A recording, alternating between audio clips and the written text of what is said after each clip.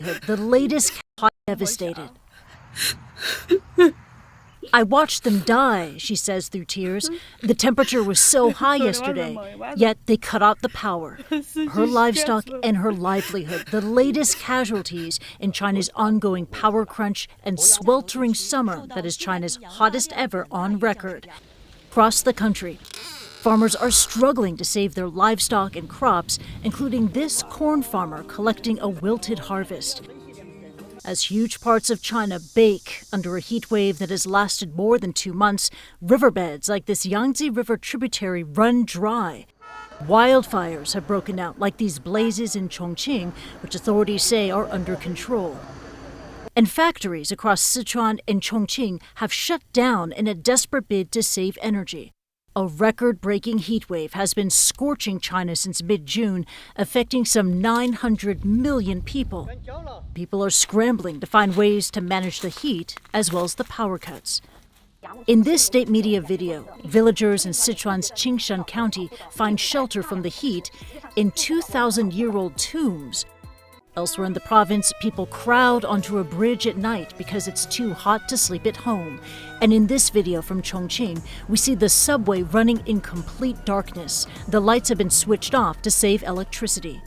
This map from China's National Weather Service underscores the intensity and scale of a prolonged heat wave that has stretched from June to August. On Wednesday morning, China issued a red alert heat warning, that's the highest level, to at least 147 cities and counties. That's where temperatures could surpass 40 degrees Celsius or 104 degrees Fahrenheit. Authorities have advised people to avoid outdoor activities and take protective measures against heat stroke. And yet in Chongqing, millions have been ordered to line up outside at night for mass COVID-19 testing. Even China's zero COVID policy is at the mercy of the country's worst heat wave on record. Through tears, the chicken farmer shows her dwindling livestock. She says only the small chickens are left. How can I not be sad and not shed tears, she weeps. This is what I have left. Who can bring me justice? Waiting for justice as she surveys all she has lost during China's cruel, blistering summer.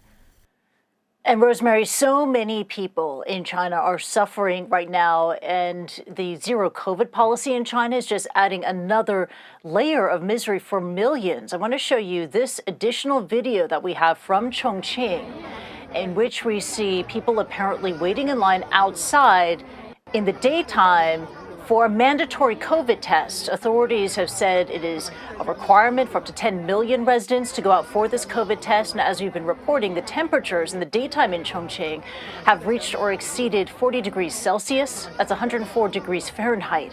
Brutal conditions. And we also have this additional video also from Chongqing, in which we see residents there in this heat hopping on motorbikes to race up the mountains to assist the firefighters as they put out blazes that have been triggered by the extreme heat in China.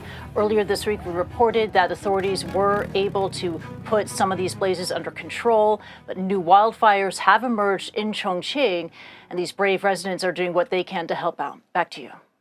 Is a nightmare scenario. Christy Lustad bringing us up to date on the situation from her vantage point there in Hong Kong. Many thanks.